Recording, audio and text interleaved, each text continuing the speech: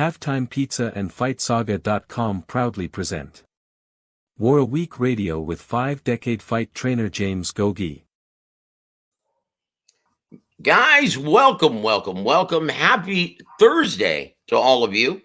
Hope you all have had a wonderful week post-Easter weekend.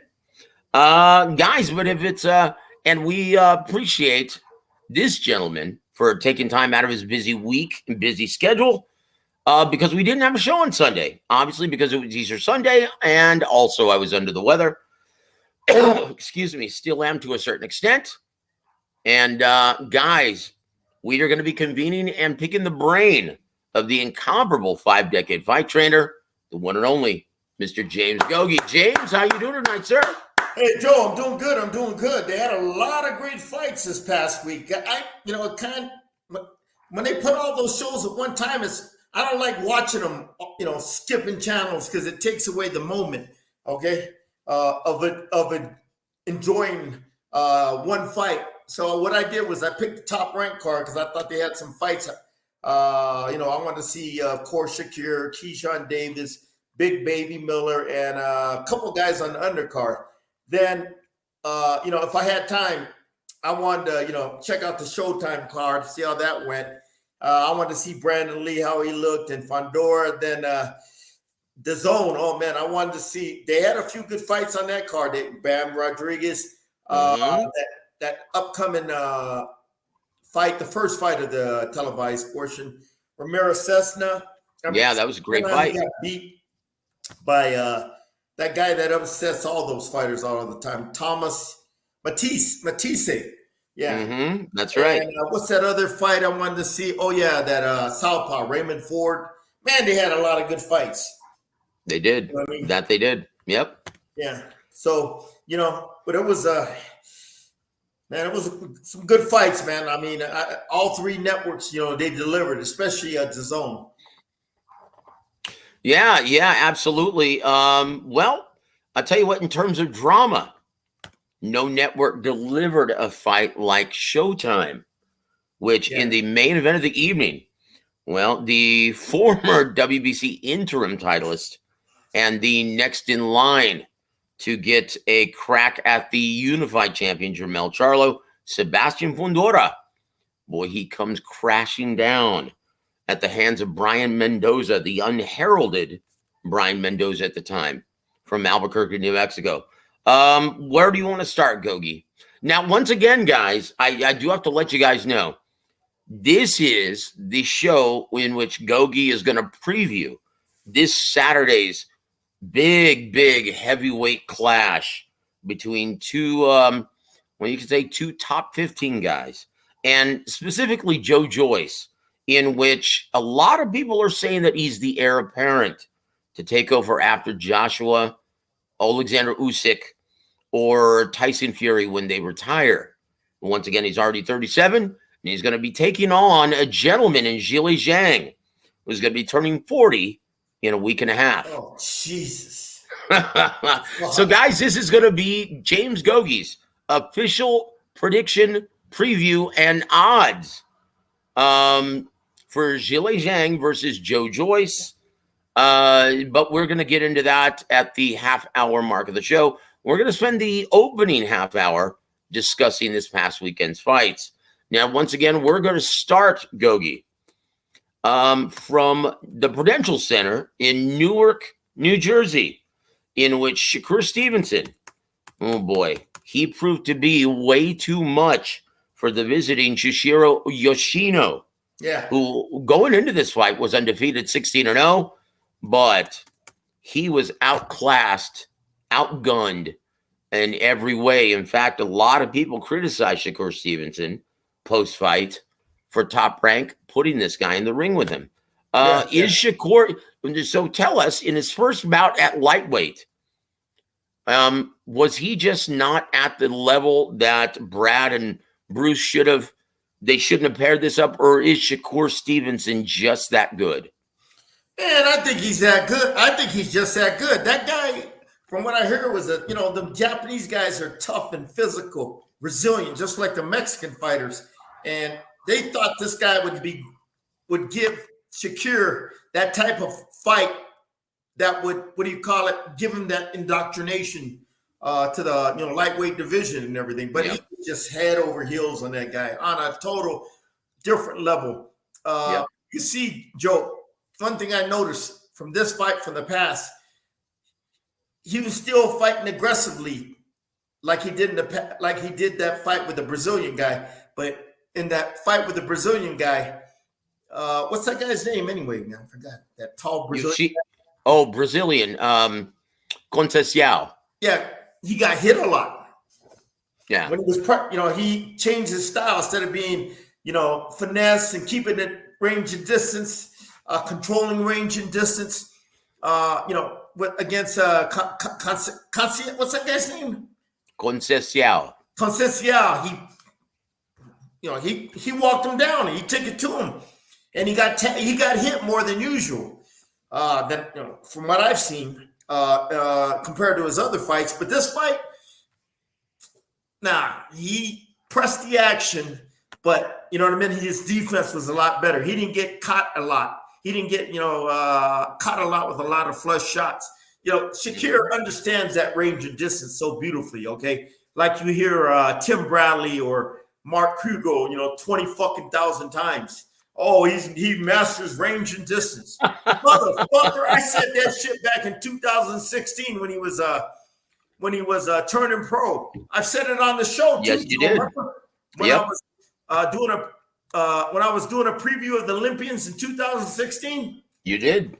Remember? And I told we talked about Shakir, and I go, he has that innate ability, that skill. That you know what I mean, that natural talent, or that just that, what do you call it? It's that feel on how to control range and distance. Okay,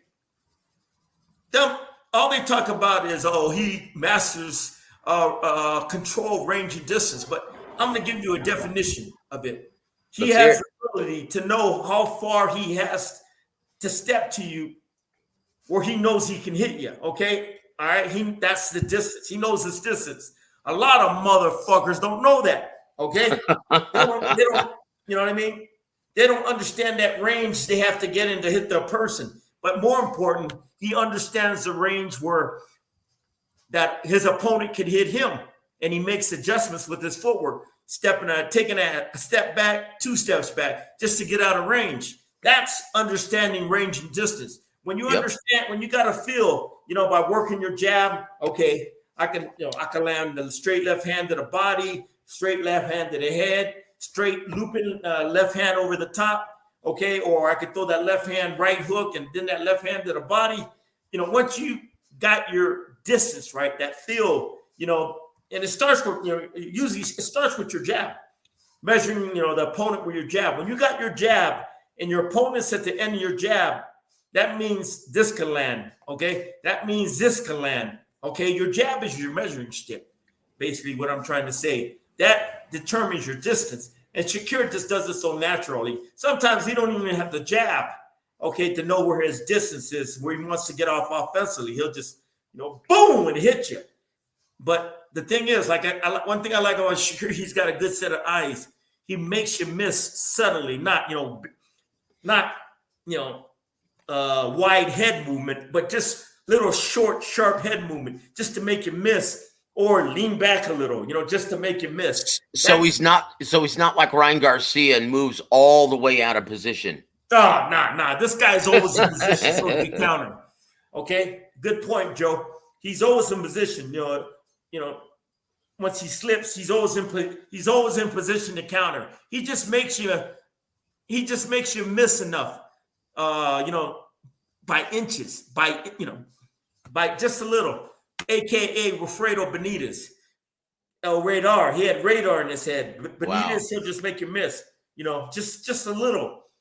Okay, when you start doing that, that long move, elongated movement, in your head and upper body movement, you're not going to be able to counter as fast. You're doing all this,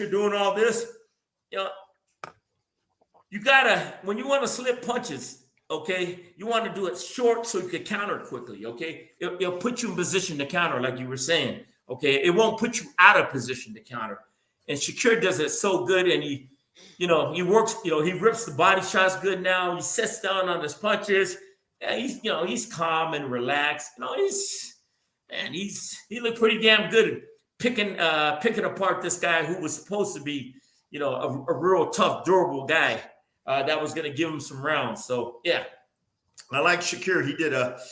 To me, Joe, the lightweight division is hot. I think he beats them all. Only one that's going to give him problems because of his punching power is Tank Davis. Yeah. Can he stay away from that power for 12 rounds?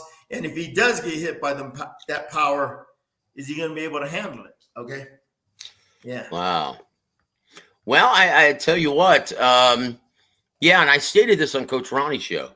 If you, just like Yoshino, if you try to box him from mid to long range, you get your ass whooped. You're going to get your ass picked apart, and you're not going to win a round. You're not even going to come close. Because according to CompuBox stats, he now once again passed up Dimitri Bivol and has become statistically now, the most defensively responsible fighter in boxing, i.e. the hardest to hit. His opponents on average now, Coach, only land 16% of their punches. Yeah, man, that's a great Floyd Mayweather type defense. Yep. Yeah. Dimitri Bivol, the second on the list, is at 21%. Yeah, with his foot movement, in and out movement, and that long jab he sticks in your face, the combination, his footwork moving in and out of range and in circles. Yeah, he's high guard defense. Yeah, he's sound defensively. Yeah. Now, one thing I was surprised, and we're not going to get off this topic, but I just wanted to bring this to your attention. Number 5 on the list, it might be surprising to you, and that's David Benavidez, who is just over 26% in his opponents trying to hit him, only landing maybe 1 out of every 4 shots. Okay. But then again, aside from Caleb Plant, he hasn't exactly fought a who's who of the 68-pound division, right? Okay. You look at how many champions, though, Bivol, or elite level fighters, Bivol, as well as now Shakur Stevenson. Look how many champions he's fought now. And you have to tip your hat, and you have to recognize now that, yes, he is very special. So, yeah, you see that the only guy who could possibly give him problems would be Tank Davis. Yeah, because of his punching power. Mm-hmm. Yeah.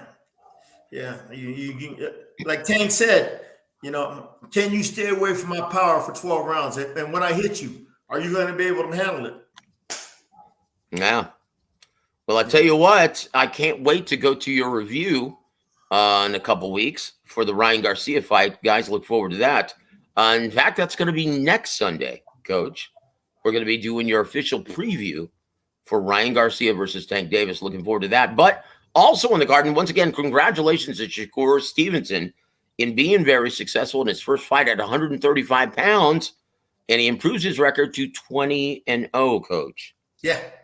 And once again, very important, they once again featured him at the Prudential Center in Newark, New Jersey, his home area. That's very important, isn't it, Coach? Oh yeah, you got to build a fan base. You got to build a following, okay? And you usually do it from your hometown. We talked about this over and over, Joe, with Don Warwick Chargan when he was on our show, and that's what Don Chargan's specialty was.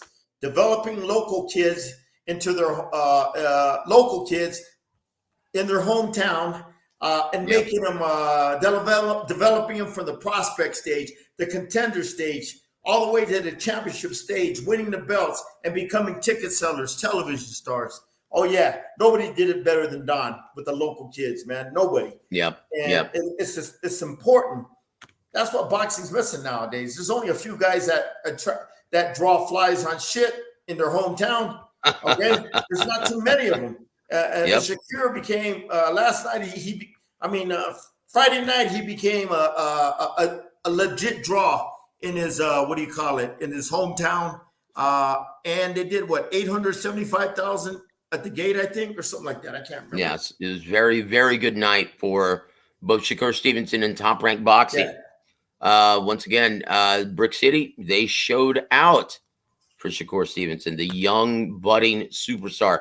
And yes, they have every reason to be excited. In the co-main event, Coach, Keyshawn Davis improved his record to 8-0 against former Olympian Anthony Yigit.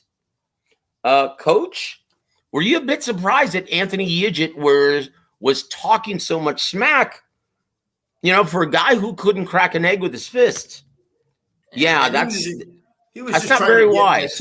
He was just trying to get into Keyshawn's head, to get him, what do you call it? Irritated, pissed off. A fighter, once they start becoming irritated and mad and pissed off, if you start, you quit thinking, okay, like a fighter, like a scientific fighter like Keyshawn Davis is, and you start becoming a brawler and getting hit with, shit you shouldn't be getting hit because you didn't keep your emotions under check. That's all he was trying to do. You know what I mean? But anyway, Keyshawn, he kept a cool head, methodically broke him down, sharp combinations up and down, mixed his combinations up, creative combinations, like I always talk about on the show, not doing the same shit all the time, mixed it up, attacked his body, like Bomac told him between rounds. He said, hey, the guy takes a good shot here, start going to his body. And that's what he started doing, touching him upstairs, then going back down to the body and hurting him. And he, methodically and intelligently broke him down like a seasoned vet. But he's only got, how many fights he only got to show? 5 or 6, 7? I don't know. That was his 8th fight, sir. Okay, yeah. For 8 fights, he looks pretty damn impressive for doing that. Yeah. He, because a lot of guys come out of the amateurs, they look like Tiger Johnson. All right. But he looks like a seasoned pro, man. A guy that belongs in the top 10, top 15 for sure. Yeah. The way he just, and he presses the action. He's very relaxed. Sticks to, stays on his game plan, listens to his the advice of his coach and execute what they tell him to do. Yeah, and like I said, he's just in the pocket. He don't hold and grab and smother you. He knows how to mix it up in the pocket. He wants to mix it up in the pocket. Yeah. He looks like a seasoned pro right now, Joe. He looks good. Yeah, and I can see the minds at Top Rank actually accelerating him along in order to get bigger money fights a lot more quickly than most prospects. Yeah. Right? But congratulations to Keyshawn Davis getting the big TKO in round number 9 against crafty veteran Anthony Yigit. Yeah, nothing Anthony Yigit could do to win that fight. Completely overmatched. Yeah. And speaking of overmatched, Gogue, oh boy, Jared Big Baby Anderson was also on the card, and he made light work of formerly undefeated George Arias. And I'm going to say this, Coach. He's going to have to step it up. He's going to have to fight better opposition. But is that possible in this version of the heavyweight division that is very top heavy? Yeah, man, you gotta pay. Look, you're gonna have to start paying these opponents, man. And heavyweight opponents, man, they're not cheap. No. Yeah. If you want the type of fighters you want, okay, to ascend up the ladder, it's not cheap. Yeah, that's it. Put up some money to get in the ring with this guy because he's destructive, man. Okay, he's a talented kid. He's been boxing all his life since he was a little kid. He's not Anthony Joshua who just got into boxing when he was 18, 19. This guy grew. Right. This guy grew into boxing. Okay, and boxing is deeply in his DNA. His skill sets. All that developed from a kid like Floyd Mayweather. Okay, who started, guys that started early in the game. Okay. And this kid, he's unique. He's a heavyweight that started early and developed over the years. Okay, that's why he's so advanced right now, man. And he looked, the guy he fought was a turd, but he look, he did what he was supposed to do when you fight a fucking turd. You knock him the fuck out. You knock him the fuck out and get the fuck out of there. So you don't blame Anderson. What's that guy? Jared Anderson. Yes. Oh, you don't blame him. Okay, he's just doing what he's supposed to do, man. All right, now you get toughen up the opponents. Okay, that's what I want to see, because I want to see him in a fight where their opponent is giving him some good professional resistance, taking his best shots and firing back. Okay, after 3, 4, 5, 6, 8, 9, 10, the opponent's still there, trying to win. Okay, that's what I want to see him. How he adapts round by round, how he behaves, how he keeps his composure and poise, how he makes those adjustments. Okay, but you won't see that if he's knocking motherfuckers out real quick. Okay. Yeah. Like I said, he's been He's been asking the questions, but he hasn't been answering no questions. Yeah, but he will.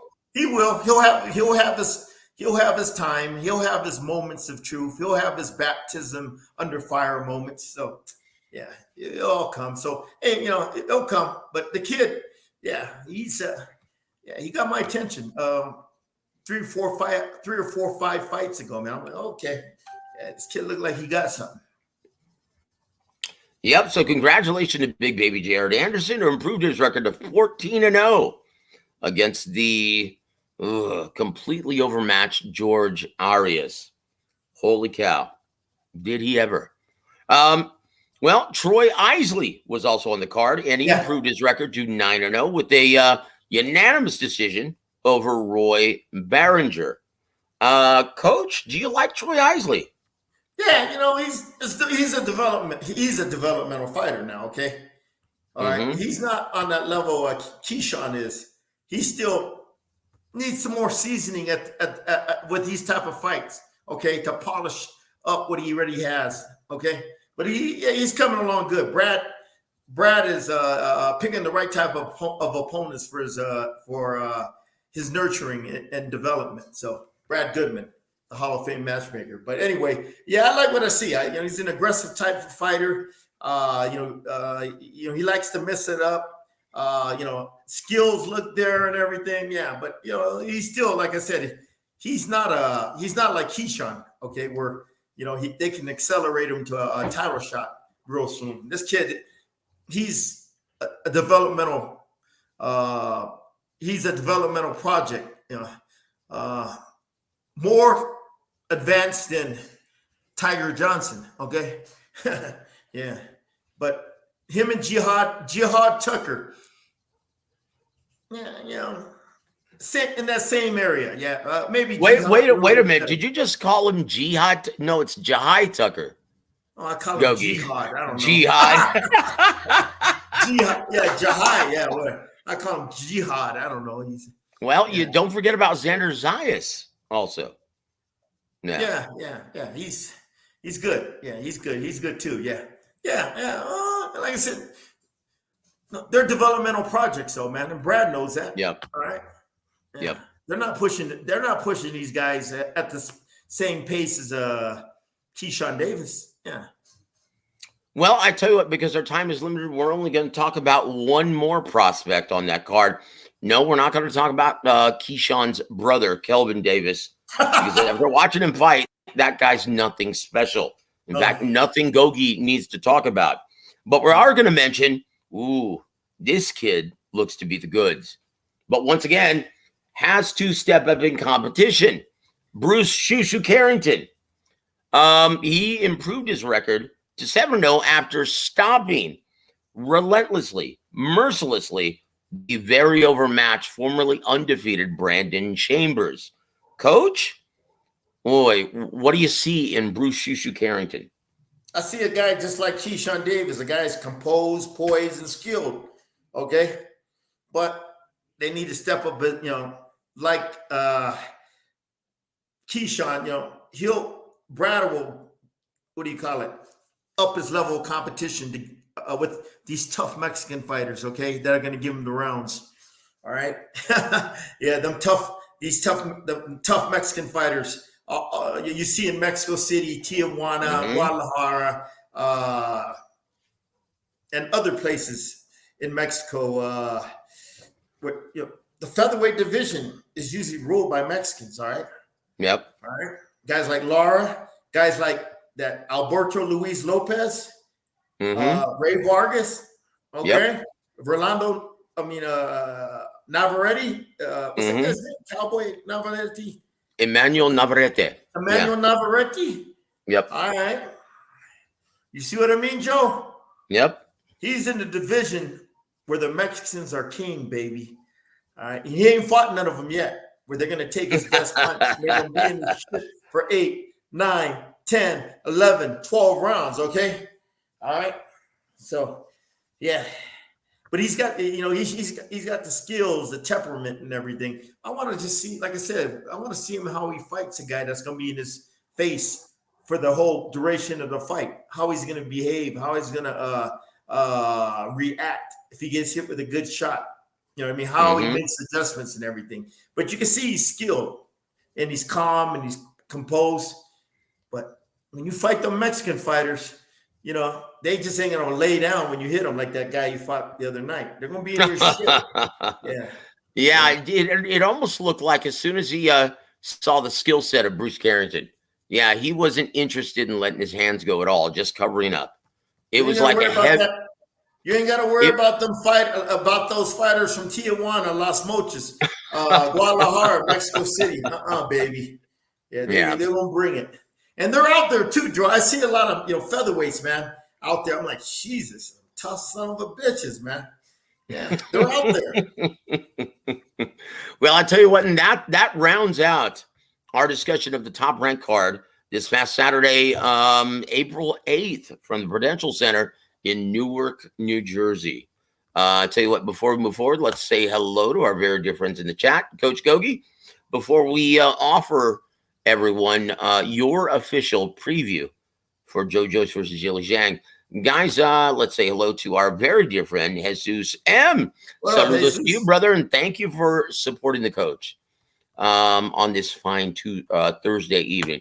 Also want to give a shout out from our brother Joseph Brown. Salute Joseph and Coach. Salute to you, my friend. Thank you for supporting the coach.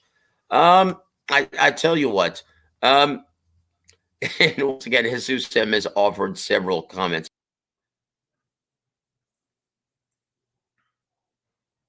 You there, Joe? We might have a technical difficulty and everything. Hold on 1 second. We got cut off. But anyway, we'll talk about the Showtime fights. The Fondura fight was surprising. It was surprising. Okay, he was totally dominating Mendoza, using his jab proficiently, keeping him at range and distance. Boy, Mendoza couldn't even get close to him. Then all of a sudden he got, a mental lapse, and let the guy get closer to him and everything. Because he quit abandoning him. He quit, using that jab. He abandoned it basically and let that guy get close. Mendoza. Mendoza threw a jab and that hook right off that jab and caught Fondura right on the button, and it was timber. Well, I tell you what. I apologize for the technical difficulty. Once again, I've been having problems with my keyboard, but we'll get back to that, brother, because I do want to hear a lot more about your analysis of the Sebastian Fondura knockout from hell. I was talking about that, Joe. I heard that. So we'll go into it in the back half of the show, or the back part of the show. But let's move on. Want to give a shout out to my brother Tycho TV. Salute to you, my friend. Thank you for supporting the coach every time we're on the air. God bless you, brother. We appreciate you being here. So let's go to our brother from the UK, Mr. Toby Bartlett. Salute from the UK, Joe. Coach Gogue in the chat. Salute to you, my friend. And I hope you're ready. You're going to get it on Saturday night. It's going to be a great fight this weekend. I've been really looking forward to this, and it's finally upon us. And we're going to hear everything that Gogue thinks about this matchup. Also want to give a shout out to my brother Not Joyce is overestimating his chin. Well, that seems to be the big, huge variable in this fight. We'll find out what Gogue thinks, but thank you for supporting the coach there. I also want to give a shout out to my brother Peter Von Arx. Greetings, Joseph and Coach Gogue. Greetings to you, my friend. And thank you for always supporting the coach, brother. Also want to give a shout out to Punchy. Thank you for supporting the coach. Always, brother. Sweet Amber. Well, que onda? Oh, I'm not drinking tonight, brother. I'm still a little under the weather, but yeah, can't wait to have another shot with all of you guys. Hopefully this weekend. Want to give a shout out to my brother G Funky Boxing. Greetings, Joseph and Coach Gogue. Greetings to you, my man. And guys, if you haven't already, please go subscribe to my brother G Funky. Does great work over there. Always very insightful. Thank you, G Funky, for being here for the coach. Let's see. He says, G Funky says, did you see Regis Prograis said he could possibly be fighting Manny Pacquiao? Oh, geez, dude. Look. I'll say this. In his wet dreams, right? In his wet dreams. Unless he's willing to fight for absolutely nothing, that fight will never happen. Okay?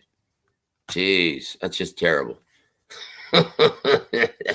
Oh, geez. Also, all the way from Indonesia, want to give a big shout out to my brother Scott 70.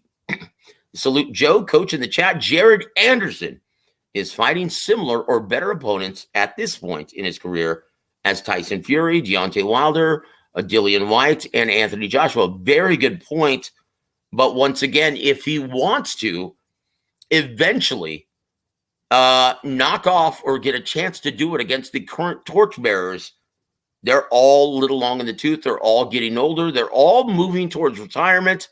He better get on the stick. I would say his window is probably about 2 years before they call it quits. Do you agree with that, Gogue? Whose window? All the current torchbearers of the heavyweight division. They're gonna keep fighting until them motherfuckers can't make no more money. Shit. Well, then maybe he has a chance, but he had better start. That's my point. He had better have a semblance of urgency, or else he's not going to get that opportunity. And I think it's important. Coach, do you think it's important for the health of the sport, for the torchbearers currently, to give that opportunity to the healthy young talent in the sport? Hell yeah. This is how the sport survives. Young blood coming in. Young blood always being injected to the sport.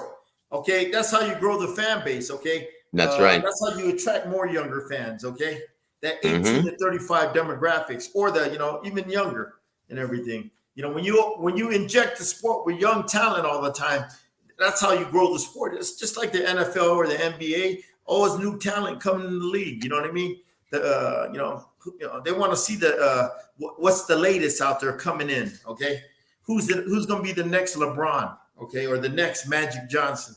That's the same with boxing. Who's going to be the next Duran, Leonard, or whoever? Okay, these old guys over the hill, motherfuckers that had their days, man. You know what I mean? They're not going to attract a new fan base. It's going to be the young kids coming up, man. Okay. So that's right. So keep in mind, Tyson Fury, before he beat Vladimir Klitschko in Germany, he was viewed as a non-ticket selling, awkward, avoided heavyweight. Yeah. Right? Like he virtually became a hero overnight by beating Vladimir in his own backyard. Yeah. That was it. And that's how it's done. Now, once again, Anthony Joshua was a bit different. He became a big star in the Olympics because it was at the London Games that he actually won the gold for super heavyweight, right? And I predicted that. Yep. And Wilder, let's just face it, he didn't become a bigger star until he had that rematch with Tyson Fury. Yeah. Okay? That's it. And Dillian Whyte, well, anyway, he fights in a very fan-pleasing manner, but he's still not on the level of Fury or AJ in terms of being a ticket-selling attraction. But Jared Anderson, if they want him to fight one of those torchbearers, they better get moving in actually fighting better opposition and preparing him to take on one of those guys in I'd say 2 to 3 years. And that's it, before they retire. Moving on, let's go to our brother.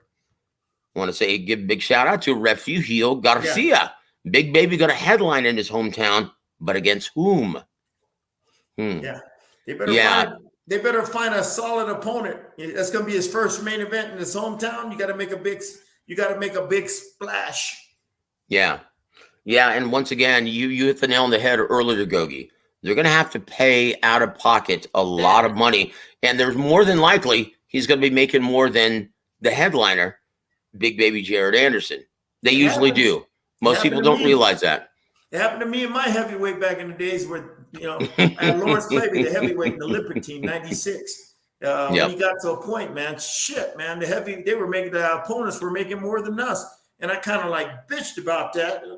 And, they had to tell me, hey, man, we don't pay this guy what he wants. You ain't going to have the right opponents. So I understood. You know what I mean? Oh, yeah. It happens. It happens more often than you really think, guys. Yeah. Just because someone is the A-side marquee doesn't mean that he's making the most money in the equation. Yeah. Most of the time when they're coming up, their opponents, they understand that they're potentially being a lamb to the slaughter. So most of the time they actually make more. Yeah. And that's the business. Got to do what you got to do if you're top ranked. But you have to get this train moving. Once again, give a shout out to our brother, John Mick Smith. Salute to you, brother. And thank you for always being here for the coach, sir.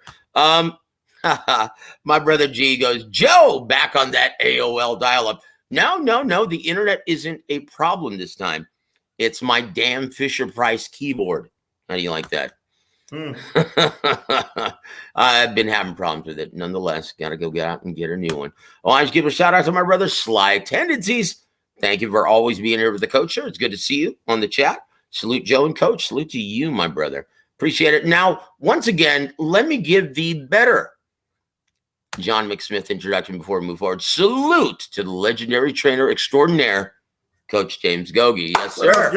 I will second that, my friend. And in my opinion, still, and I wish this weren't true, the best kept secret in the entire boxing community. There, I said it. I like it like that, Joe. Well, yeah, I know you do. We all don't. We all wish that, everyone could recognize your brilliance. And there it is. I want to give a big shout out to my brother Hyphy. It's good to see you, man. Thank you for being here and supporting the coach. He says, James, how do you correct a fighter from bringing his back foot forward when throwing the straight right? Do it in shadow boxing, correcting him, making sure that his back foot don't come forward when you do that. It starts with shadow boxing, okay? That's where you learn your fundamentals. That's how you develop your skill sets, okay? Most motherfuckers nowadays, shadow boxing is it's a lost art. First thing they do is get on the hand pads and that's all bullshit. That ain't real training. You teach the fighters the fundamentals. Now, if he's making a mistake by bringing that his back foot forward when he's throwing his right hand, then you correct it, okay? When he's in the ring, shadow boxing. When he's in the mirror, okay? Shadow boxing, heavy bag, and all that shit. I don't even fucking work with a guy with hand pads unless he earns that. I don't unless he earns that right. Then I'll work hand pads, but I do it with shadow boxing, the heavy bag. Then I put him in sparring, and every time if he keeps doing that shit in sparring, I'll correct it right there. I'll stop the sparring session and I'll correct it. Quit bringing your your back leg forward when you throw your right hand. Okay, keep it set. Keep it back there and keep it set where where it's not coming forward when you throw that right hand and everything. Rotate your shoulders, pivot off your back foot. Okay, but don't bring it forward. Okay, yeah, I've seen guys like that make that mistake, amateurish. But you correct it during shadow boxing. You correct all mistakes, start with shadow boxing, okay? Well, I tell you what, where you don't correct it is in a video on Instagram. There's such a thing right now called Instagram skills, and legit skills in the ring. Oh, Guys, fuck. know the difference. Know the difference. Oh, Once again, fuck. I'm so sick and tired of doing patty cake mitt work on YouTube and Instagram. Sick to death of it. It does nothing for your skill set in the ring.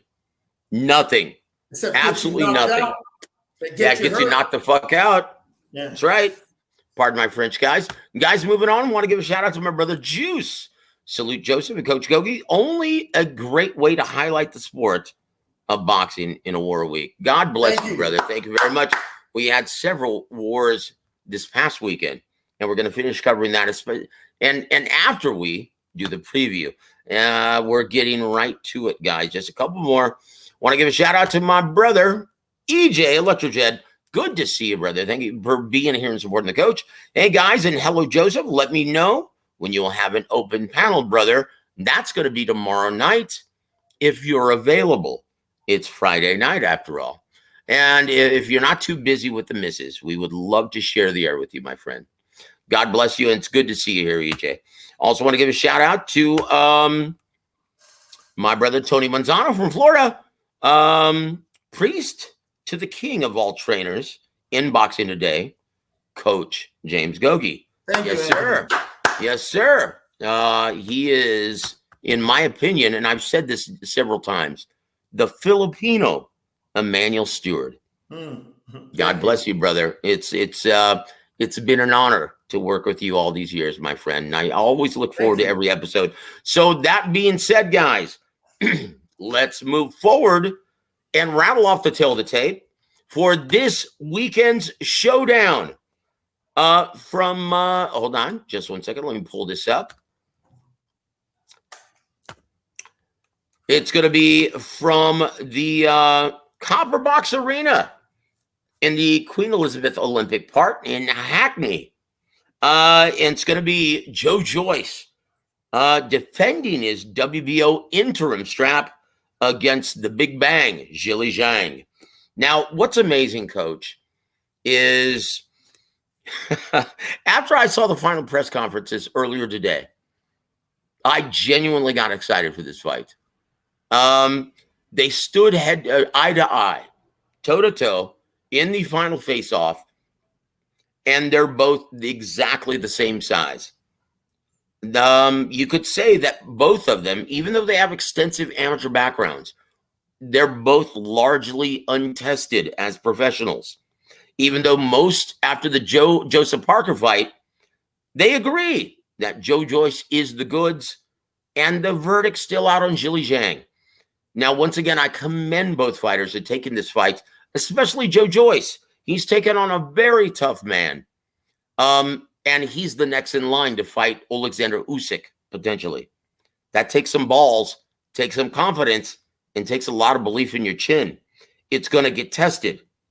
Now, we'll find out from Coach Gogue if, he's going to pass this test. So we're going to rattle off the tail tape first for the A side this time. Mr. Joyce, the juggernaut. He's going to come to the ring at age 37. Fights out of the orthodox stance. Stands 6'6" tall in the center of the ring. Fights behind an 80-inch reach from Putney, London, England. He comes into the ring with a perfect record.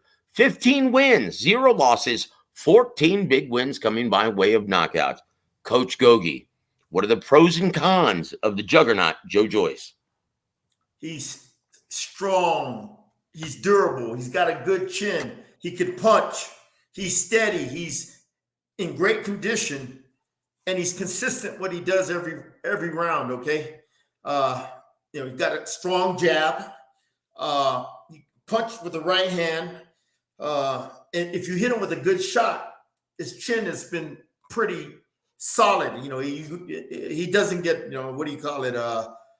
flustered or what do you call it? His legs don't start wobbling, okay? That's about it. He ain't got no fucking special athletic talent. He's slow as fucking molasses, okay? But he's steady what he does, okay? In the heavyweight division, I talked about this a lot, Joe. Larry Goosen told me this a long time ago. You want to be successful in the heavyweight division and make some money? Number one, you got to be in great condition. You got to have a good chin, and you got to have the ability to punch. And that's what Mr. Joe Joyce has. He has all three of those attributes. Okay, so it's going to be a tough fight for this Zhang guy. Because we'll talk about that. But that's what I like about Joyce. Okay, he's not athletically gifted or talented like Tyson Fury or Jared Anderson, or he's not explosive like them other guys. But he's steady on what he does. Okay. He's older, more mature, so he's smart. He's smart. He ain't no young dummy. Okay, he's a veteran, and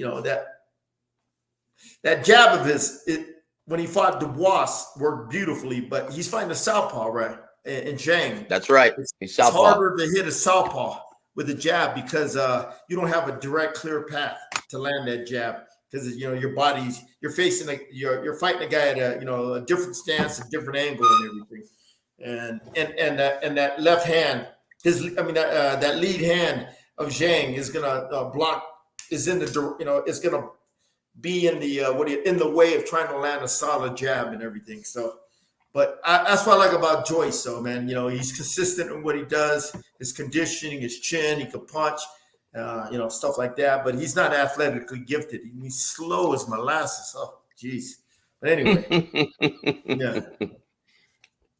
Well, I tell you what, he does have and he disclosed, in case you didn't know, he disclosed earlier today that because of his rugby background when he was growing up, he's tough and he doesn't mind walking through fire to unload his brand of punishment, albeit slow. But you know what? It's that, in his mind, it's that steady drop that fills the bucket. Yeah.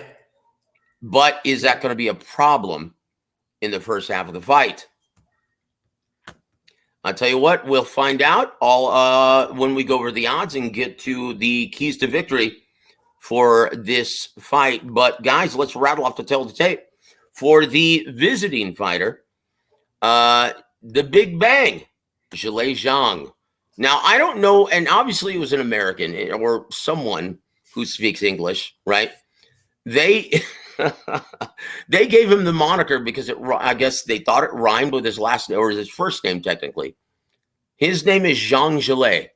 That does not rhyme with the Big Bang, but nonetheless, and earlier today at the press conference, it was hilarious. He was asked a question. Is he going to penetrate that granite chin of Joe Joyce when asked by the media? And he said, "Oh, I'm the Big Bang. I bang everything." Not understanding in English that slang for, fornication.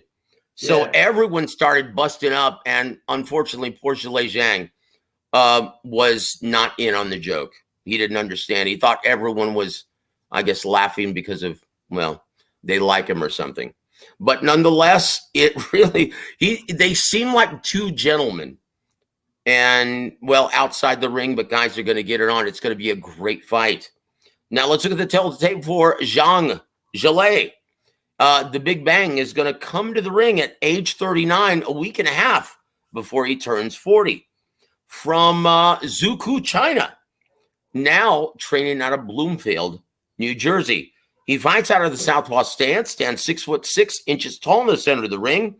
He has a fine record of 24 wins, 1 loss, arguable, 1 draw, 19 big wins coming by way of knockout. Coach Gogue, what are the pros and cons of the Big Bang, Zhang?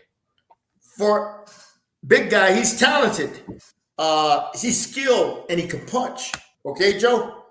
Man, when you see him fight, boy, when he lets his combinations go, man, you can see the talent and ability and the heavy hands when he hits you. Okay? Good, big amateur background, competed at all those amateur international tournaments, that gave him the experience he needed, to get this far in the heavyweight division. But he's a skilled big man, okay? Good combination puncher when he throws his punches, but the power behind those punches, you can see he's got heavy hands in both of his hand, and both his hands, the right or the left. Ooh, he can hit.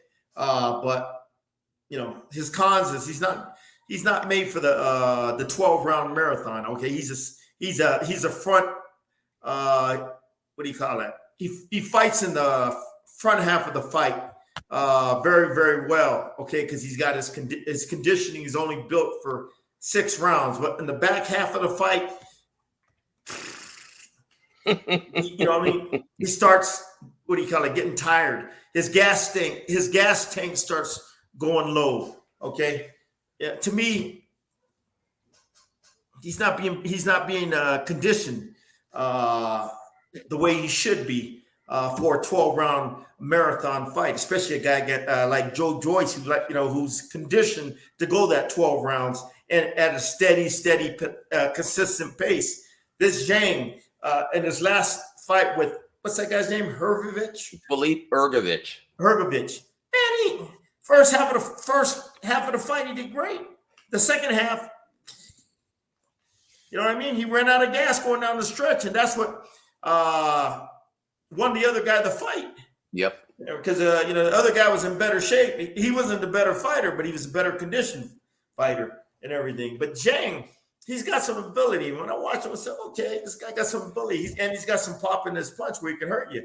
But if he can't hurt you, if he can't take you out in the first 6 rounds, going down the stretch, that just tells me, man, he's a lazy Chinaman. Okay? well, Coach Gogue, he doesn't push himself. Well, okay? Coach Gogue, that's trained like a guy that has the stamina he needs to go to a 12-round rigorous fight like he's going to have with Joyce. Okay? Coach Gogue, that's not uncommon in the heavyweight division, though, is it?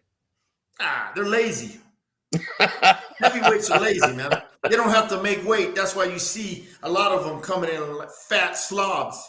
Okay, the other weight divisions, you got to make weight. Okay, you got to make those sacrifices. You got to have that discipline.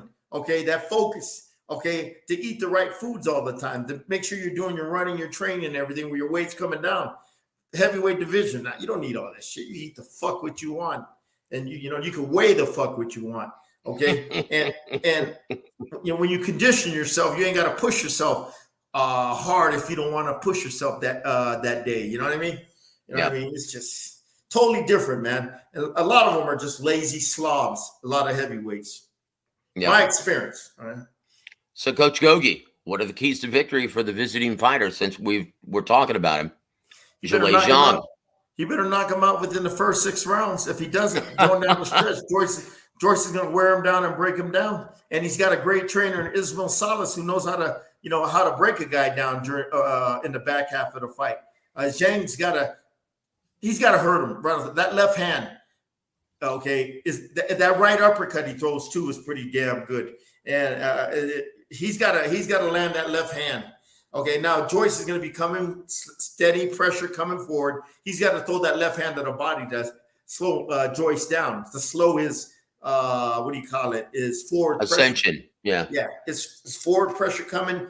Land that straight left hand to the body, man. Just to make Joyce think about just walking in straight. Then land that left hand. Come back with that right uppercut because if when Joyce gets in the range, his defense ain't all that good because he's not athletically talented. Where he has great reflexes. So if he catches him right. He's got to hurt this guy, man. And everybody talks about Joyce's chin. We're gonna see how good it is when he gets hit by Zhang. But I think it's good enough. He might get stunned at times during the fight, okay. But his conditioning and his heart and his will, okay, is gonna be greater than Zhang. And Zhang, a fat, lazy Chinaman, to tire out like he did the last fight. Yeah. Well, let me ask you this, Coach.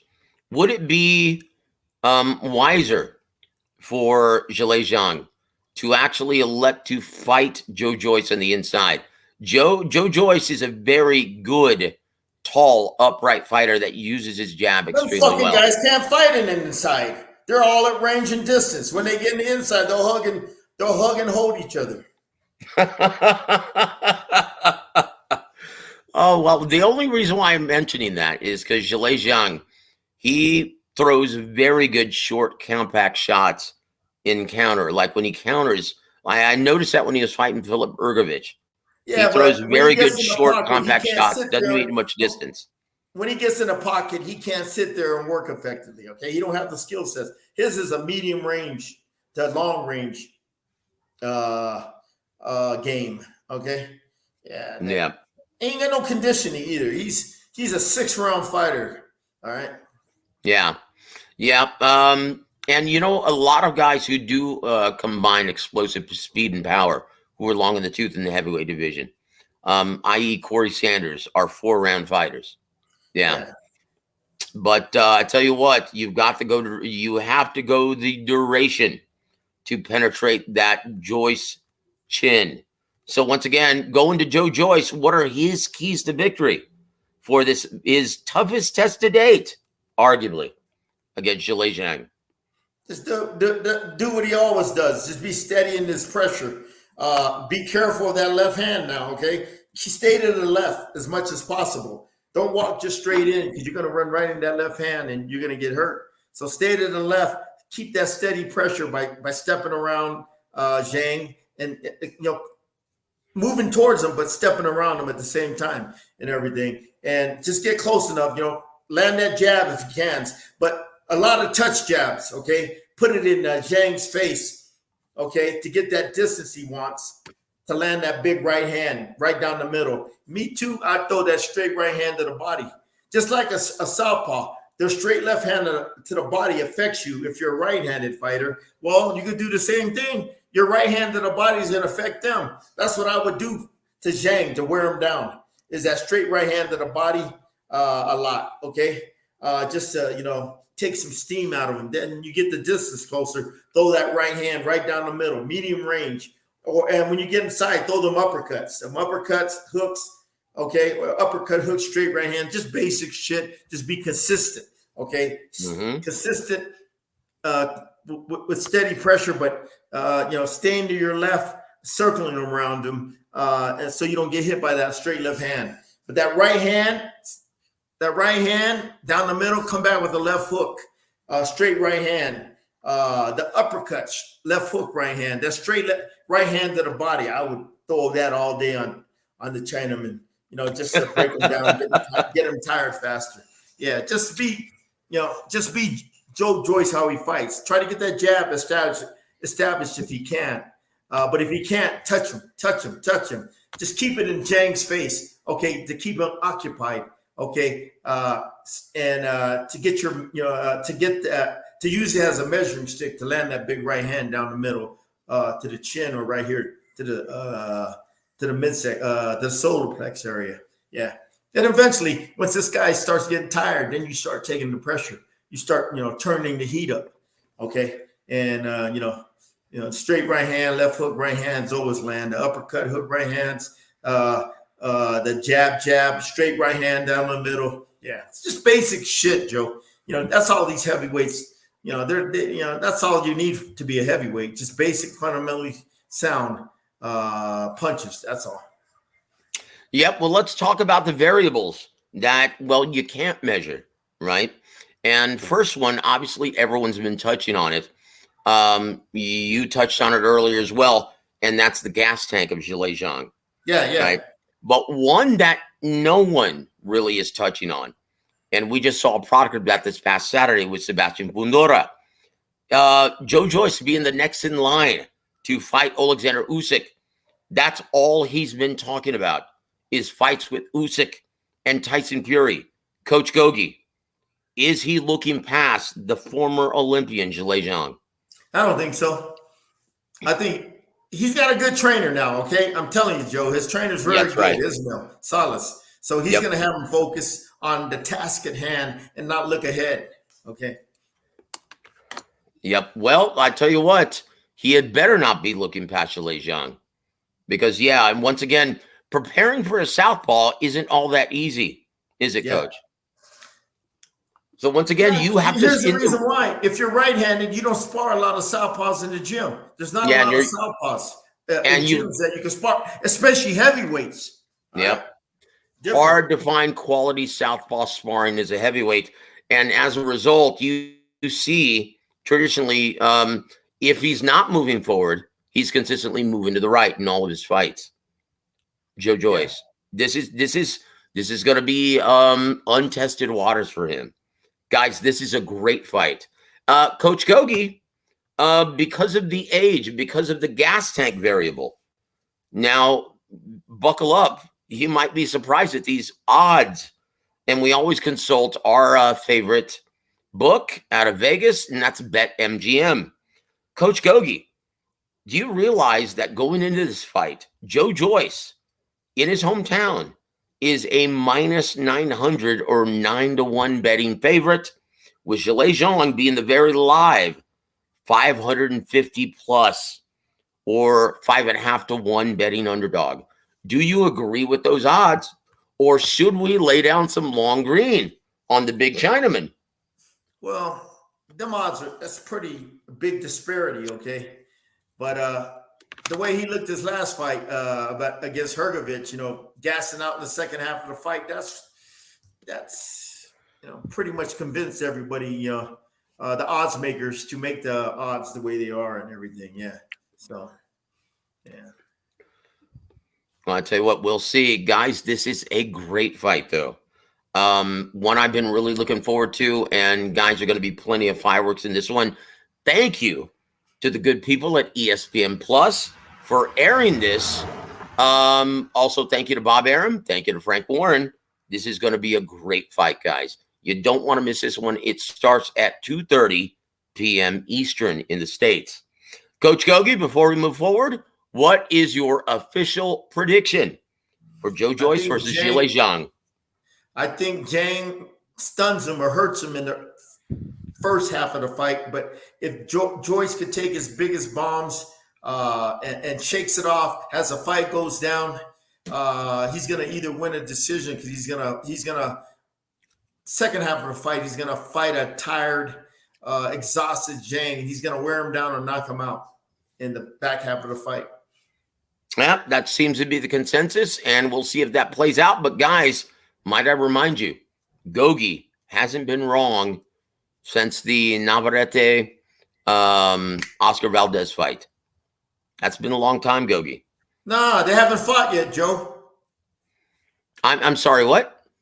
Oscar Valdez Navarrete haven't No. fought. You're right. I'm sorry. I'm getting confused with the other Mexican fighter that likes to block punches with his chin. Oh, Berchelton Valdez. Berchelton Valdez. Yeah, Gogue hasn't been wrong since then, guys. Now, I want to point this out. Sly Tendencies, he says, I don't think Chinaman is the correct nomenclature. Are you trying to say that Gogue is politically incorrect? Like we didn't know that already. Thank you very much for joining us, though, brother. God bless you, my friend. That's one of the great things that we've come to embrace here on War Week Radio. So what do you call him then, if that's politically incorrect? An Asian? I don't know. Fucking Chinaman. That's what I call him. Oh, geez. Look. Hold on. Look, my brother Ronnie, he would be the first one to disagree with you with this. He says, we need Coach Ronnie Shields on more often. He's way more educated on this boxing stuff. Ronnie would be the first person to disagree with that. He has the utmost respect, as we all do in this business, for the incomparable Coach James Gogue. Okay? Educated? What are you talking about, educated? Motherfucker, I'm educated in this shit. The fuck out of here. I didn't want to say it that way. I think I'm educated about this boxing stuff. Get the fuck out of here, motherfucker. That's it, brother. Clown. That's it. Educated. The fuck out of here. Brother. Well, you heard the coach. Now it's time to block you. Thank you for being here. Fuck him. God bless you, brother. Bitch. Don't worry. Educated. Saying I'm ignorant, motherfucker. I've been doing this 40 years, man. I think I'm pretty motherfucking, you know what I mean? Qualified to give my opinion. The fucking bitch ass motherfucker. Fuck him. I try to keep my cool. Educated. No. Well, AJ64, he says, you ought to let him speak for himself. I just did. How do you like it? You just got both barrels, brother. Now you're blocked. You ought to let him speak for himself. The fuck he means. I don't care. Hey, Joe, he's got his right to opinion, so I don't give a shit. You know what I mean? I got my right too. Well, he's got his right to opinion. Now it's going to have to be on H Money's forum, not ours. Man, I can give a shit. There it Just is. walk on a bag. You can't do that, Joe. You can't be. To me, if he wants to ask his opinion, man, he could do it. I don't give a shit. He might not agree with what I say, but hey, I can't. Man, look, I'm trying to make this a motherfucking popularity contest. If he don't agree with me, but you know, I can rebuttal. Okay, more educated. Fuck out of here, man. Get the fuck out of here. You want to talk about what's that guy's name? AJ. You ask me a question about boxing, I'll give you an education on it. Well, it's too late, brother. I just blocked him. Man, So Joe, anyway, you don't need to do that, man. No more of that. If they, man, you know that ain't. You know, I should be able to take the criticism and the praise. Okay. All right, brother. You're the boss. But that's part of being in this game. All right. So, but hey, if somebody criticizes me, you're gonna hear what do you call it? You're gonna hear my rebuttal. It ain't gonna be too nice. Well, I will say this, James. Our brother Khalid, welcome to the show, and thank you for supporting the coach. Has my sentiments exactly. Damn, how dare! No. Listen. He says, "Damn, how dare he diss Coach Gogue?" My sentiments exactly. Tell that fucking Dante Boxing Nation's follower to get his ass back on to clown him more. You guys want to get oh jeez. Well, to be honest, you guys want to get entertained? Let me clown him in front of you guys. I'll embarrass the shit out of that bitch. Fuck out of here. Well, G Funky also shares my sentiment, and I just did this. Kick the troll's ass out. Yes, man. I just did that. I'll clown him in front of everybody. Bring his ass on, man. John McSmith says, "Coach, bringing the smoke. He always does, brother." Yeah. Get him, Coach. Oh, Chingal. Hey, Joe, you know what I mean? If they're going to come on, they're going to hear my shit. All right? Well, here's my opinion, Gogue.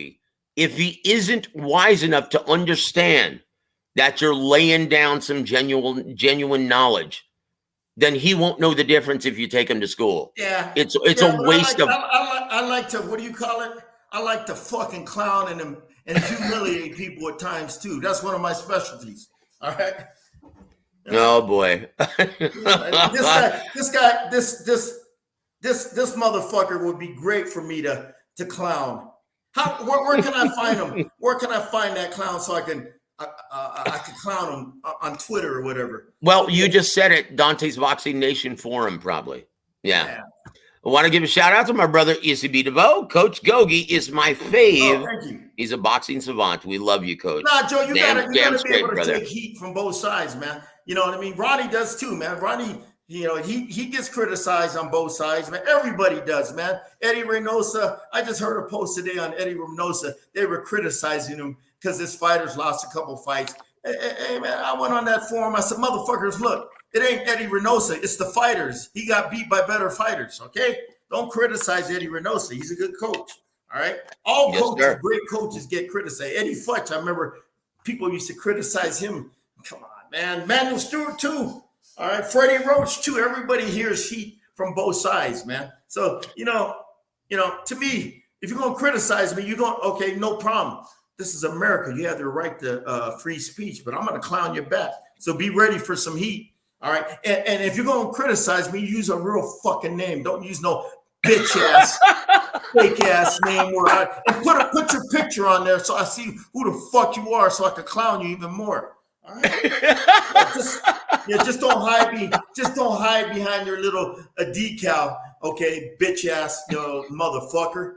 Okay. I hope he's listening, Joe, so I can clown him even more, man. Motherfucker. Well, he's free to listen to it whenever he wants. Yeah, and if you want, man, I don't care. He has a right. But Ronnie feels Ronnie's more educated. Hey, that's all power to you, brother. All right. But I've already. I got the right. I got a mic and I can speak my motherfucking opinion too, bitch. All right. But anyway. So John McSmith says unblock. Well, actually, I can't any longer. I can't. Honestly, before Gogue went on this rant, I actually tried to, but I can't. But guys, just let this be a lesson to anyone who tries to throw a dagger at the coach. No, this is exactly what you get, right? If you think I'm Ask me anything about boxing, and I'll give you an educated answer, bitch. Oh, okay. So it says, Ponche says, and thank you for sticking with us, my friend. He says, censorship is un-American. Well, I tell you what, he's free to start his own YouTube channel and try to get Coach Gogue on the show. Who? There you go. That fucknut, whatever his name was. Pardon my French, guys. And I'll get him on the show, and I'll clown him in front of all 5 people that are listening in. Look, I will say this. I love Coach Ronnie. He's one of my brothers. He's one of my best friends in this business. But Modern King has the beat. Ronnie, don't speak the truth about Jamal. LOL. He does to a certain extent, but he's more Ronnie politically ain't gonna correct. say it over the Ronnie, that's his client. He ain't gonna talk bad about his fighter over the airwaves. Okay. If he keeps private business private, which he should. Okay. Yep, Ronnie's a damn good coach and an educated boxing man. He knows what to say and not what to say over, if I have a problem, I'm not gonna, diss my fighter over the airwaves, okay? If I have a problem with my fighter, everything is kept behind closed doors, okay? Not for the whole motherfucking world to know, all right? And there it is. And once again, Coach Gogue, he's a lot more politically incorrect than Ronnie. Yeah, he's got no more F's to give, Coach Gogue. And so you got everyone all fired up now, Gogue. Scott 70, thank you for hanging with us, my friend. He says, what was that cocksucker's name? AJ 69. Man, Joe, like I said, don't block him and let him. And if he got another question, hey, tell him to answer. Then I'll answer it for the bitch. Well, I clown him in front of everybody. Oh, Bunches says, oh, brother, come on, sweet Amber, you let me down. Well, maybe that's why, because I haven't had a drink since I've been ill. Yeah. So I tell you what, that's going to change this weekend, my friend. As a coach, you got to be able to take, the praise and the heat. You know what I mean? But if you're going to criticize me about some bullshit like I'm uneducated, okay, you're going to hear it from me. Okay? And what you're going to hear from me ain't going to be so nice. But don't come up, and if you're going to criticize me, put your real name up and your bitch. So I can see who the fuck I'm clowning. All right. Well, I tell you what, Coach Gogue, the last couple of comments that we're going to read before we move on and talk about Sebastian Fundores. Yeah. Ooh, knockout of the year candidate. And once again, Sly shares my sentiments exactly. This ain't Survivor. You don't get immunity vote. You mess around, you get kicked out of the sandbox. That's right. And itty bitty bad boy, welcome to the show, sir. He says, agreed with Sir Gogue. It's going to be very difficult if you're of sound mind and body to disagree with the coach on this forum, right?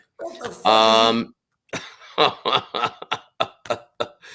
sorry. Go ahead, Coach. What was that comment? I keep it. What? No. Modern King Boxing says, I get it. He keeps it divided trainer. And public stuff is not good. I'm just a fan. LOL. Yeah. And once again, brother, you are the lifeblood of boxing. And so I hope you guys tell all of your friends about this big, heavyweight, fan-friendly scrap that's going to be on ESPN Plus this Saturday, right?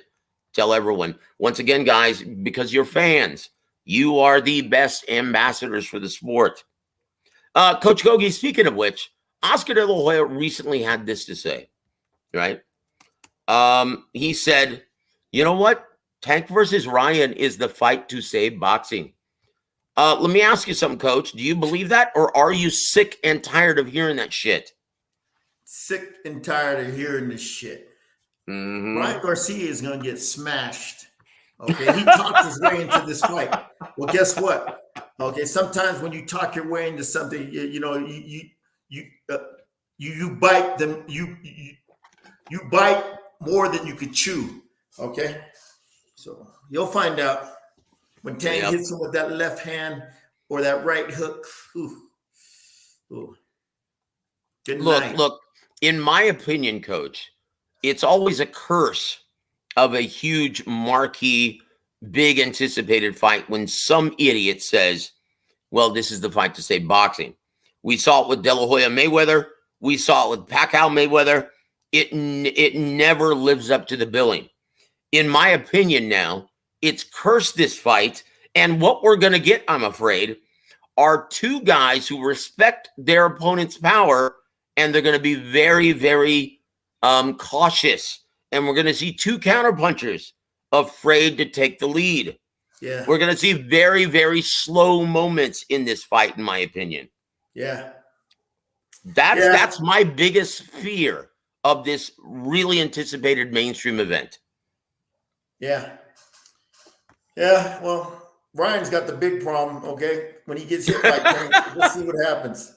Yep. We'll see what happens, guys. But let's shift gears, guys, and go to, well, let's address this first. Well, you brought up Seabass, so we'll go to that first. In the main event on Showtime this past Saturday, from the Dignity Health Sports Park in Carson, California, Coach Gogue, Brian Mendoza from Albuquerque, New Mexico.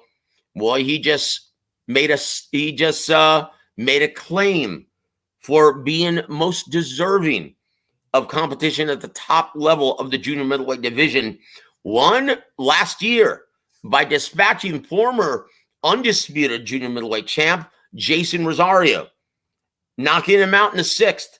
Now he knocks out former WBC interim champ Sebastian Fundora in 7 rounds. Welcome to the division. Welcome to the big time, Brian Mendoza. Were you surprised at the outcome?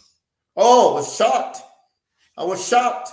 But like I was saying earlier, when we got cut off, Joe, when you got cut off, Fundora was using his jab beautifully, keeping him in range and distance, and that was setting up his offense. Mendoza couldn't get close enough to land his big bombs to hurt him. So he kept him at range, beautifully. He was controlling the fight. And all of a sudden, he quit using that jab, and he let the guy get close.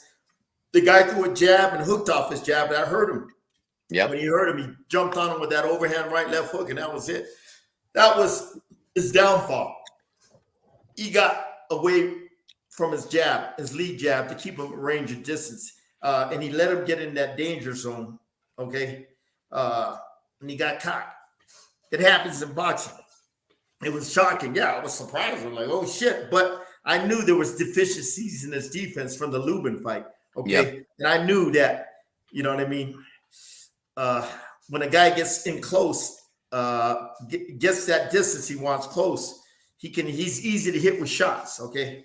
Okay, he's tall, man. He's right there. He doesn't have great head movement or doesn't have, good defensive skills at close range. And, he gets caught with shots and everything.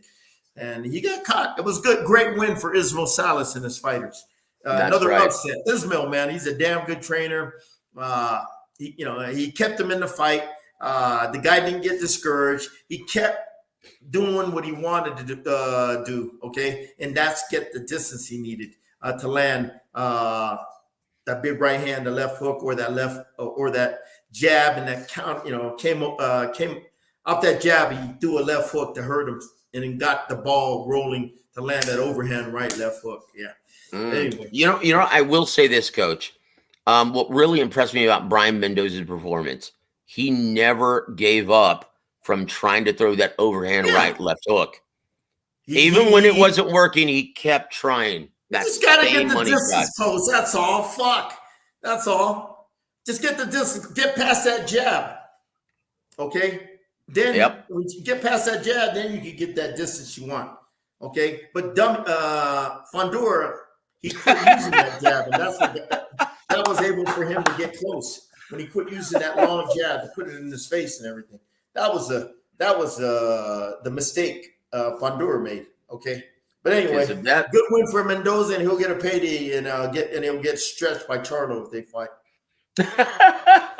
Well, I tell you what, welcome to the big time, Brian, and congratulations. Yeah, good. And and post-fight press conference, he started tearing up when he I think he finally realized that, yes, I did something very special, and I just became the WBC interim titleist and the next in line to fight Jermell Charlo after Tim Tszyu.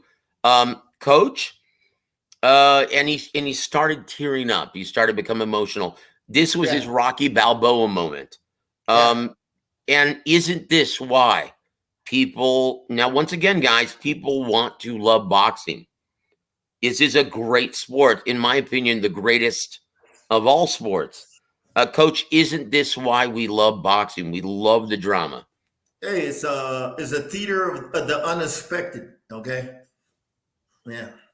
All of a sudden, you think all of a sudden, the fight is so one-sided. You go like, oh shit, and all of a sudden, out of nowhere, the guy lands a big punch, changes the tide of the fight, the momentum of the fight. Yeah, that's one of the things I like about boxing, man. Yeah, that's one thing I absolutely love about boxing. Despite the scoreboard reading 35-0 in the NFL, you can't just turn it around with one big shot, and you can do that in boxing.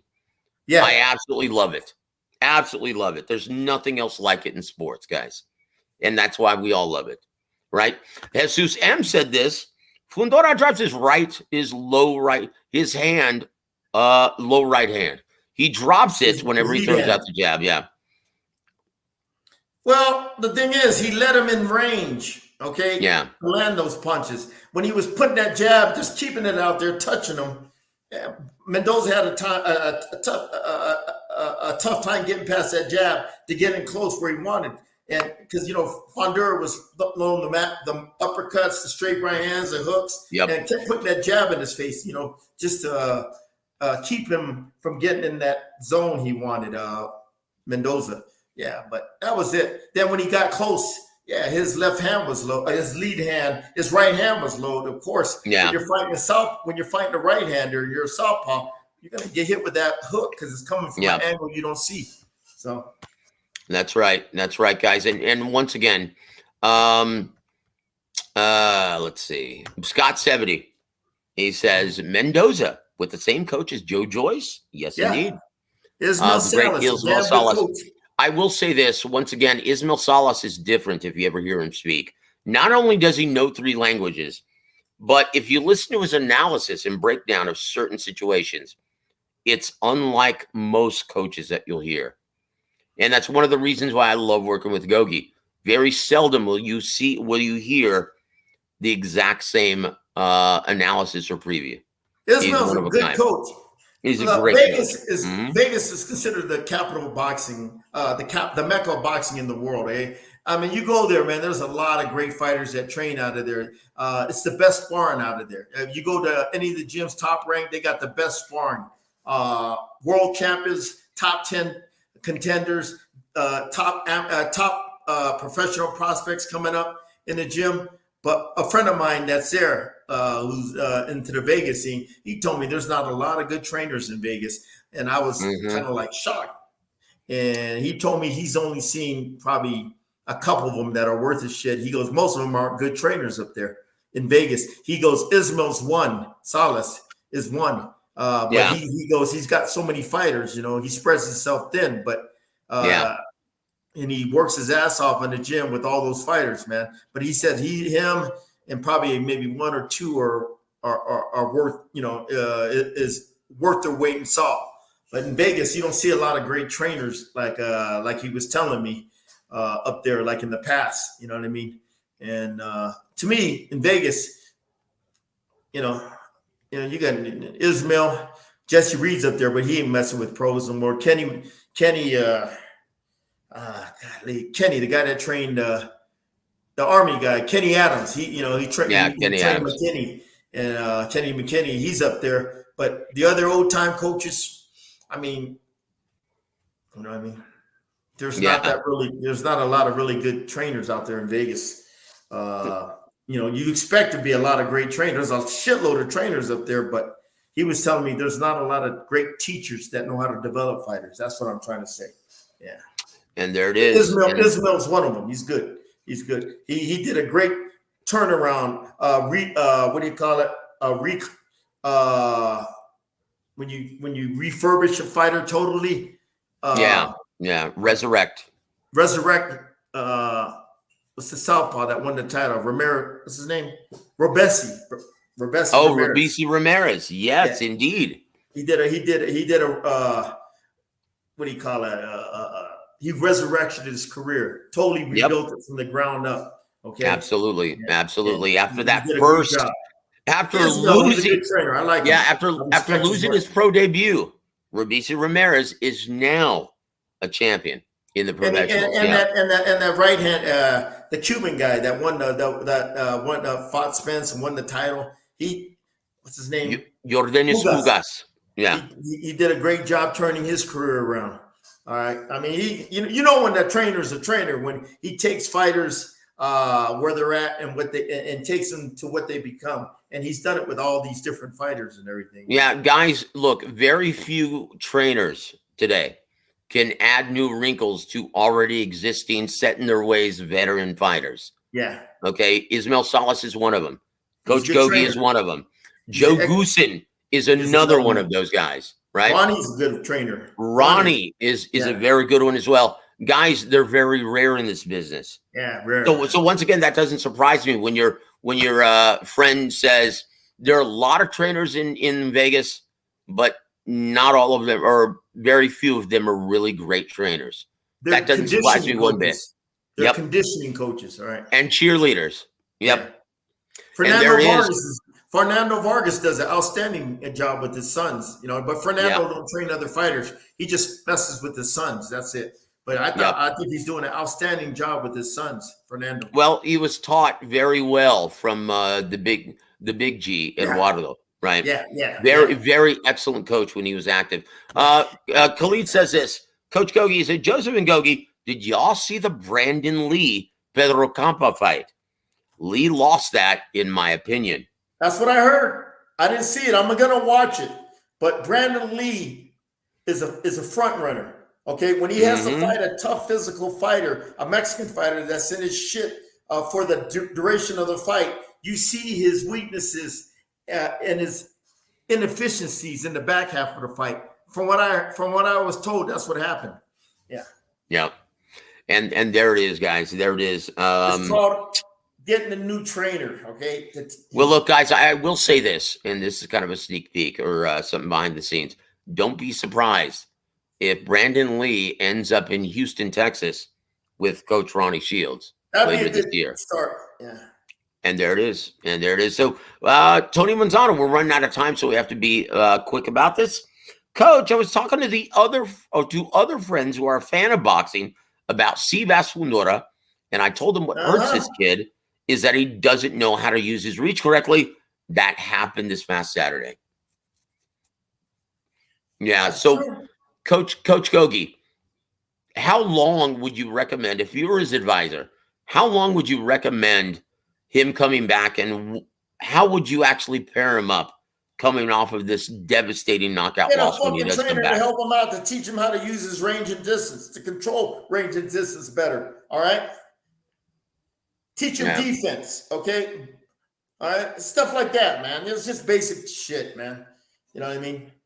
But these guys ain't gonna do it because they're that's his dad. They don't want to leave his dad. Yeah. So, Coach Gogue, we really haven't touched on this, and I do want to before we actually exit the show. Now, obviously, in the main event of the evening, Jesse Bam Rodriguez becomes the first two-division world champion in the history of San Antonio boxing. Congratulations to Jesse Bam Rodriguez and the entire Rodriguez-Franco family. They're great people. But what I wanted to talk to you about was the other upset that happened this Saturday. Sean Gibbons and Manny Pacquiao's guy, Marlon Tapales, gets the split decision in 12 over MJ Akhmadaliev, and he becomes the new 122-pound IBF and WBA champion. Coach Gogue, from what I was told before the fight, because I wasn't surprised that this happened, but what I was told before the fight, a dear friend of me who I trust said that MJ was downright fat before he entered camp with Joel Diaz. And we just saw what happened, what the result was. His camp was a fat camp, and he didn't have time to execute or work on any strategy. And this is nothing new to boxing, is it? Well, Joe, you know what? That's his fault, not Joel Diaz's fault. So you blame the kid if he didn't have the discipline to keep his weight down between fights and to train and keep himself in condition, like a rural prize fighter should be doing, like a Bernard Hopkins does. That's his fucking ass. If it's true, that's his fucking fault. That Abdulayev, what the fuck's that guy's name? MJ Akhmadaliev. Akhmadaliev, yeah, that's his fucking fault. All right, I don't have no pity for it. If it's true, if he let his weight go beyond normal, okay, excessive, that's his fault. That's that motherfucking bitch ass's fault for not being a professional and having the discipline to keep his weight down and train. Okay, even though he hurt his hand, it ain't no motherfucking excuse. Okay. You still can train, you can still run, keep your weight down, and control your appetite at the dinner table. Okay, it's called discipline, man. All right, fuck him. And if it's true, that's on him. Boy. I ain't got no shame. And good for Marlon Topoulos. Okay, yeah, good for Marlon. Sean Gibbons, that's right. Boy, that's his fighter. Good for him. Yep. Yeah. That's it. Hyphy says this. Oh, everyone had a fat camp when they don't perform as expected. Well, in this case, it was absolutely true. And once again, the biggest difference, like you're not going to hear him blame Joel Diaz, because Joel's a great guy and a very good coach. Okay. And you didn't hear Nassim Hamed blame Emmanuel Stewart for getting his ass whooped by Marco Antonio Barrera. You're not going to hear that. But guys, it's absolutely true. This is exactly what happened, Hyphy. But I will say this last question, Coach, and it was just announced by Eddie Hearn in San Antonio. During the event, they announced and introduced Edgar Berlanga as a Matchroom Sport fighter. And he announced, well, Edgar Berlanga is going to be fighting Jason Quigley. You remember the guy who Demetrius Andrade knocked the fuck out in very, very quick fashion. Yeah. He said, Coach, is Berlanga in over his head? I feel like if he had issues with Angulo and Roles, what does he think Quigley is going to do? Much respect, Coach and Joe. God bless you, brother. Now, once again, this would be completely irrelevant and just of no consequence if he weren't on the docket for facing Canelo later on in 2024. Coach, does anyone want to see this damn fight? Yeah. Pass.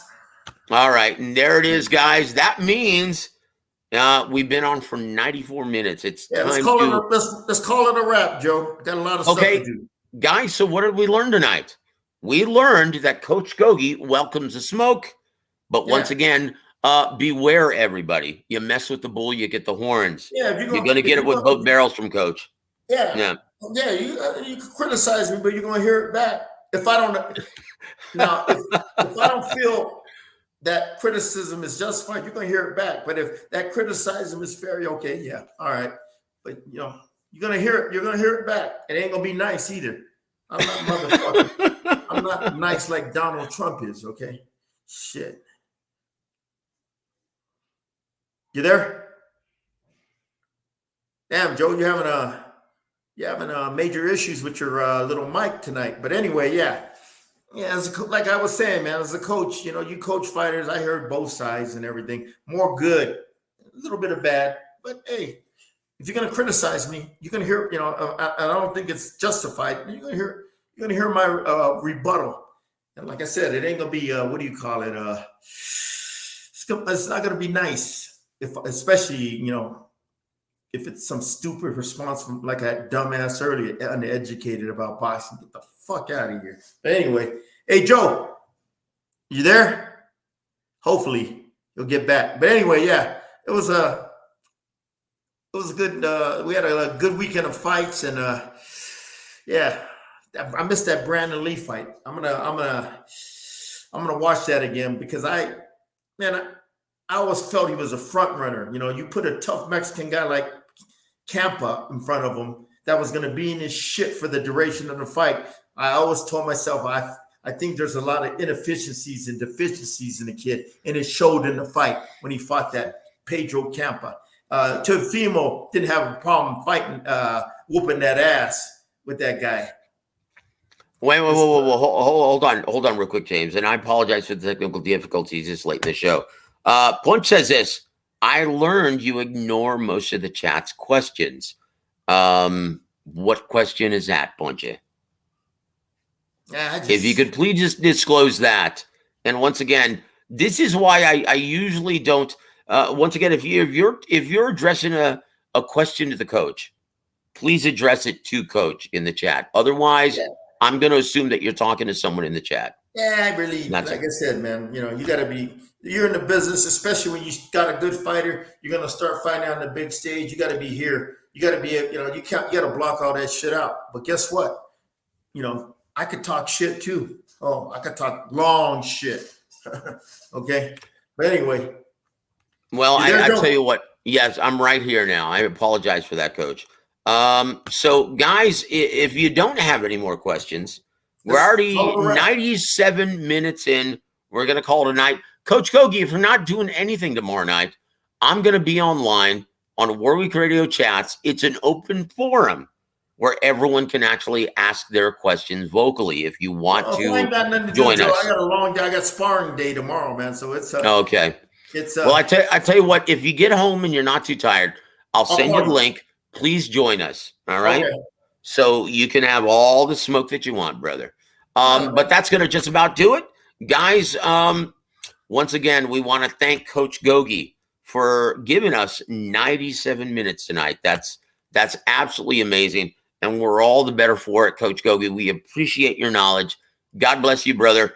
And once again, guys, if you miss any part of the show, it's available on demand. Just rewind, or you can play it as soon as we sign off. Guys, on behalf of the incomparable 5-decade fight trainer, Coach James Gogue, I'm Joseph Heron. You've been listening to War Week Radio. Have a great evening, everybody.